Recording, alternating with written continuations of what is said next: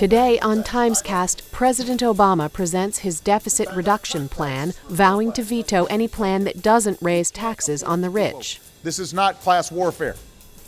It's math.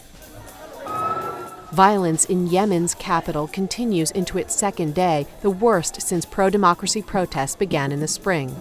And world leaders convene in New York for the United Nations General Assembly. We can't just cut our way out of this hole. It's going to take a balanced approach. President Obama unveiled the details of his long-term deficit reduction package in the Rose Garden this morning. He's looking to save $3 trillion over 10 years through a mix of some spending cuts, but significant changes to the tax code, including allowing Bush-era tax cuts to expire and eliminating tax breaks and loopholes, particularly for higher-income people and corporations. He's portraying this as a simple question of math. You need to make these changes to the tax code in order to arrive at this larger number, and it sets up a showdown with Republicans in the House who've said they'll oppose anything that resembles a tax increase. And I will veto any bill that changes benefits for those who rely on Medicare but does not raise serious revenues by asking the wealthiest Americans or biggest corporations to pay their fair share. The Republicans have been quick to criticize the president's proposals. House Speaker John Boehner issued a statement very quickly after the president spoke, saying that pitting Americans against each other is never a good idea. Republicans have been quick to portray the president's plan as a form of class warfare, something he rejects.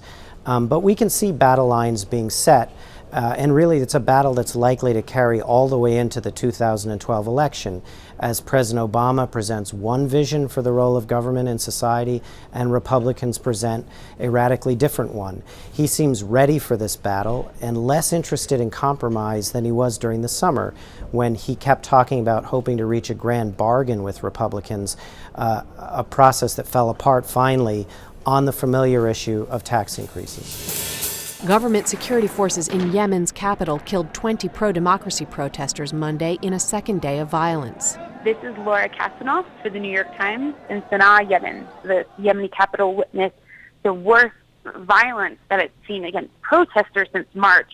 The reason why there hasn't been a lot of violence against protesters in Sana'a for all of these months, while they have been on the streets, is because they only stayed within their sit-in area. But what happened on Sunday is that the protesters marched outside of their sit-in area, and as soon as they left the protected sit-in area that is guarded by defected soldiers, they came under attack. They came under attack from snipers, they came under attack by security forces who opened fire on them, at least some of whom were using high-caliber machine guns and heavy weaponry. Well, the attack on the protesters then ignited further war between Yemen's divided military. The interesting thing about the conflict on Sunday and now today on Monday is that it came at a time when there were negotiations going on between leaders from the opposition and leaders from the ruling party to possibly sign a transfer of power deal. And what there's speculation about is that perhaps the violence was intentional to sort of derail that political agreement from either side. And world leaders convene in New York as the United Nations General Assembly opens its annual meeting. The first 2 days of the annual gathering of world leaders is usually kind of a soft opening to the general debate. And in these couple days, they're talking about some broad issues like a global effort to fight non-communicable diseases. But most of the activity is sort of frenetically going on behind closed doors, is focused on the question of the Palestinians asking for membership in the United Nations. This Friday, President Mahmoud Abbas is supposed to make a speech to the General Assembly and then present a formal request to the Security Council.